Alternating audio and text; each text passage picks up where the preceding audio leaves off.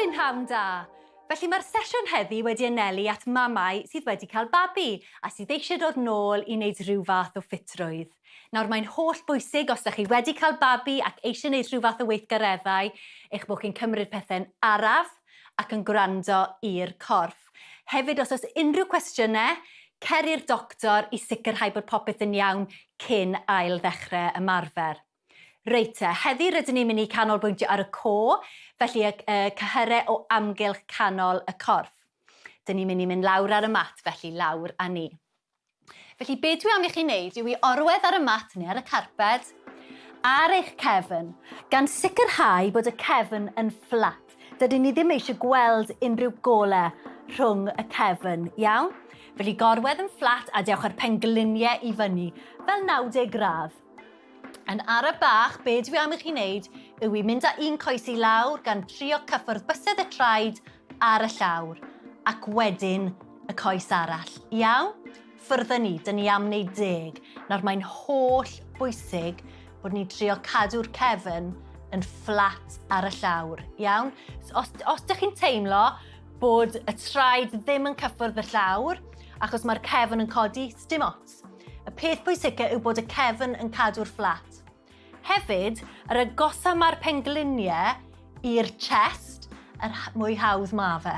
Iawn? So os ydych chi'n gwthio'r pengliniau i ffwrdd tipyn, mae fe bach mwy anodd. Cadwch fynd yn ei bron yna, gan cadw'r coesau wedi plygu. Un mwy pob ochr, ond dwi wedi anghofio cyfri, felly cadw fynd. Reit, y tro yma, nid y bach mwy anodd. Dyn ni'n mynd i gwthio'r coes i ffwrdd. Iawn? Yn coes syth a wedyn nôl. Os mae hyn yn rhy anodd, paid â phoeni.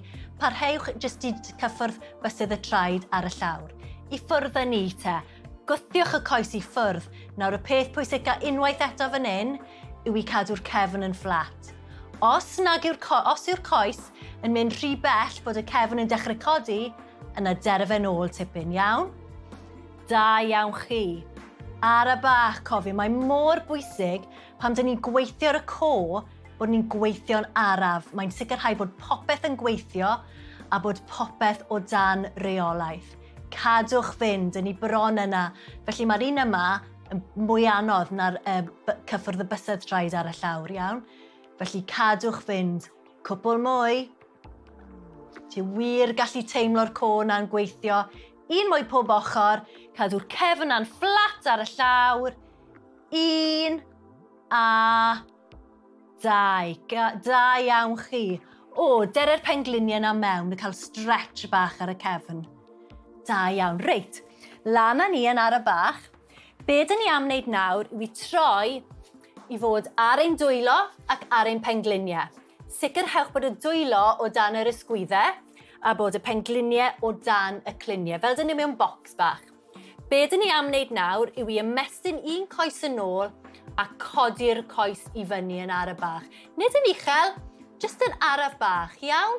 I ffwrdd ni, dyn ni am wneud 10. 1, 2. Nawr fan hyn, dwi am chi trio cadw'r cefn yn fflat. Sicrhewch nad yw'r cefn yn disgyn, iawn? Cadw'r bol yn dyn, a jyst cod y coes na. Hefyd rhywbeth arall i sicrhau yw fod y cliniau ddim yn troi. Trio cadw'r cliniau i wynebu'r llawr. Da iawn. Reit, newid coesau. Ymestynwch chi nôl a lan â ni. Dych chi wir gallu teimlo hyn ar y glutes, sef gyhyrau y pen ôl. Ond mae hynna'n dda, yn dyw e. Da iawn. Dyn ni bron yna. Cadw'r cefn a'n fflat, paid y gadael iddo fe ddisgyn wrth i ni dechrau blino. Bron yna, 8, 9, 10. Da iawn chi. Ac eisteddwch. Felly, dyn ni wedi gwneud llawer o waith nawr ar y gweithgareddau anodd ac wedi datblygu hefyd, a dyn ni wedi gwneud bach o waith ar y pen ôl.